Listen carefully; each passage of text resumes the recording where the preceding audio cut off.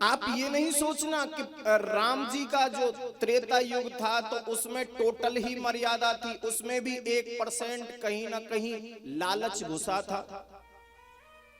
भाई अगर 100 लोग, आप 100 लोगों को इकट्ठा करो और सबके लिए ये कहो कि सब एक जैसे हैं, इनके अंदर न कोई लोभ है, न लालच है, न पाप है, न कोई बुराई है, ऐसा तो हो ही नहीं सकता ना।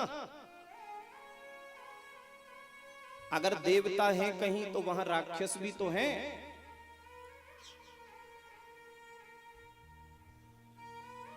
अब सोचने की बात यह है कि कल राज तिलक होना है और रात्रि में फैसला हो गया कि राम को राज तिलक नहीं होगा, भरत को राज तिलक होगा, और राज तिलक के बदले राम को 14 वर्षों का वनवास होगा।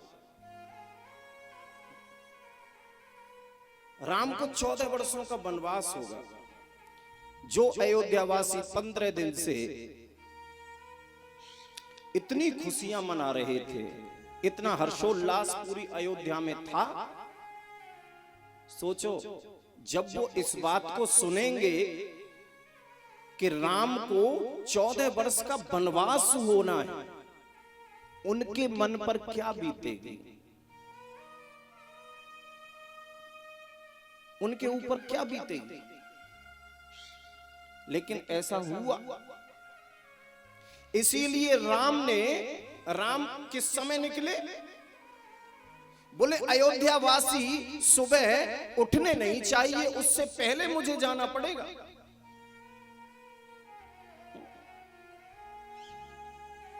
क्योंकि अगर वो जाग गए तो क्या वो मुझे जाने देंगे?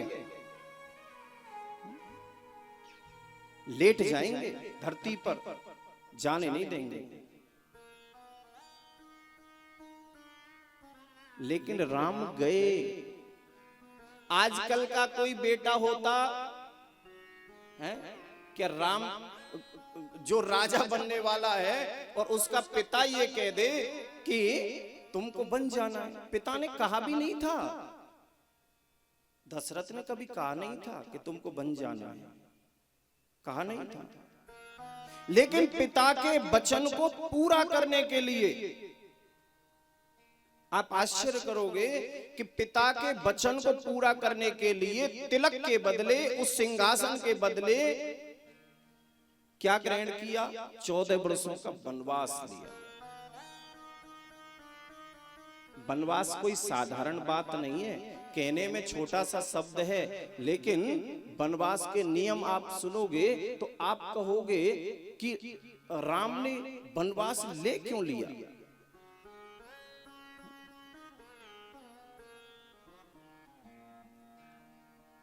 वनवास 14 वर्षों तक किसी नगर में जा नहीं सकते हैं। 14 वर्षों जब तक वनवास है, किसी से मदद मांग नहीं सकते।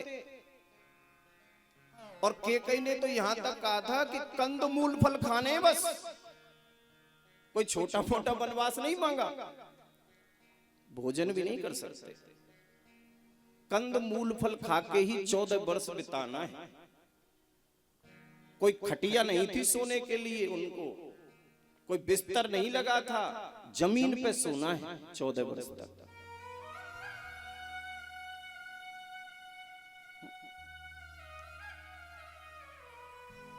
बात ये बड़ी है कि भगवान राम ने, जब राम राजा दशरथ से मिलने के लिए आए थे, जिस रात्रि में वनवास मिला था भगवान राम को, उस समय भगवान राम जब राजा दशरथ से मिलने आए तो बेहोशी की अवस्था में पड़े थे राजा दशरथ, क्योंकि केकई वरदान मांग चुकी थी। बेहोशी की अवस्था में पड़े हैं, केकई वहीं खड़ी है राजा दशरथ की बगल में। तो राम ने जब पिताजी को इस अवस्था में देखा तो केकई से पूछा कि मां, ये पिताजी को क्या हो गया है? पिताजी की ये हालत कैसे हुई? तो केकई ने स्पष्ट बोला। केकई कहती है कि राम ज्यादा कुछ तो मैं जानती नहीं हूं, बस मैं तो इतना, मुझे तो इतना पता है कि मेरे 2 वरदान थे तुम्हारे पिता पर, वो मैंने मांग लिए।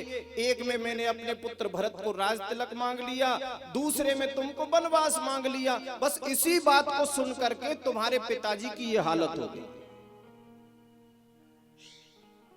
जब केकई ने ये बात कही तो रामायण में लिखा है कि राम जी के चेहरे की आकृति में 1% का भी बदलाव नहीं आया।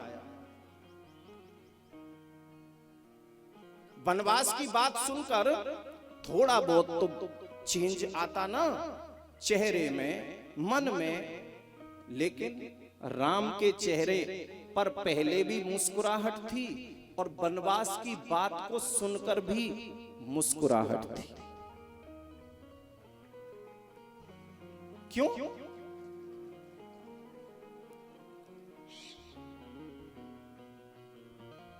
क्योंकि राम की चाहत नहीं थी कि मुझे राज्य मिले। राम की ये चाहत नहीं थी कि मैं गद्दी पे बैठूं, मैं राजा बनूं। ये तो अयोध्या वासियों की चाहत थी। कितनी मर्यादा!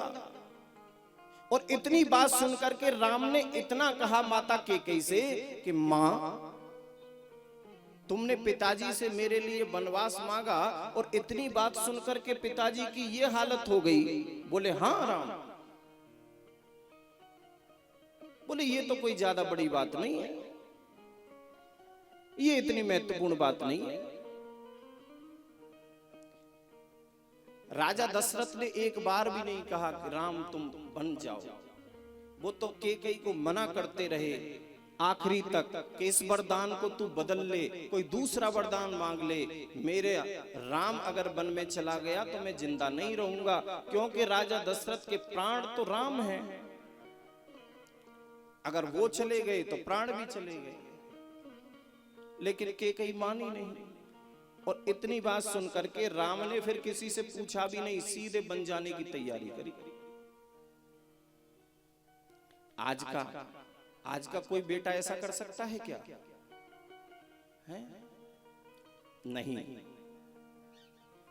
एक एक चरित्र में मर्यादा, एक एक चरित्र में। यहां तक कि आप सुनोगे तो आश्चर्य करोगे कि राम का सीता जी से विवाह हुआ, उस प्रसंग को आप सुनो, और कृष्ण का रुक्मणी जी के साथ विवाह हुआ, उस प्रसंग को आप सुनो। जमीन और आसमान का अंतर है। जिस स्थान पर वो धनुष रखा था, राजा जनक ने घोषणा कर दी कि जो इस धनुष की प्रत्यंचा चढ़ाएगा, जो इस धनुष को तोड़ेगा, उसी के साथ मैं सीता जी का विवाह करूंगा। और सीता जी स्वयंवर से पहले माता गौरी का पूजन करने जाती है मंदिर में। इधर रुक्मणी भी गौरी का पूजन करने गई थी स्वयंवर से पहले, और इधर सीता भी गौरी का पूजन करने गई, माता गौरी का। रुक्मणी ने भी वरदान मांगा माता गौरी से, और इधर सीता ने भी वरदान मांगा माता गौरी से। लेकिन वरदानों में कितना फर्क है। सीता जी ने माता गौरी से क्या वरदान मांगा? सीता कहती हैं कि हे मां, राम के अंदर इतनी शक्ति दे देना। समझना बात को। सीता जी कितनी मर्यादा में, वरदान भी मर्यादा में मांग रही हैं। सीता जी कह रही हैं कि हे मां, राम के अंदर इतनी शक्ति दे देना कि वो धनुष की प्रत्यंचा चढ़ा दे। ये नहीं कहा कि मुझे राम पति के रूप में मिल जाए, ये नहीं कहा। इतना कहा कि राम के अंदर शक्ति आ जाए।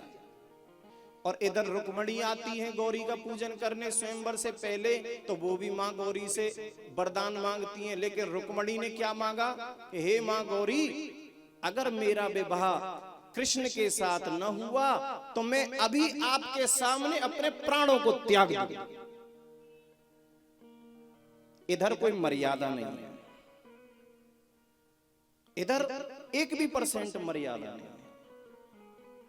बोले मैं मर जाऊंगी, लेकिन उधर कितनी मर्यादा है। राम को मांगती जरूर है, लेकिन मर्यादा।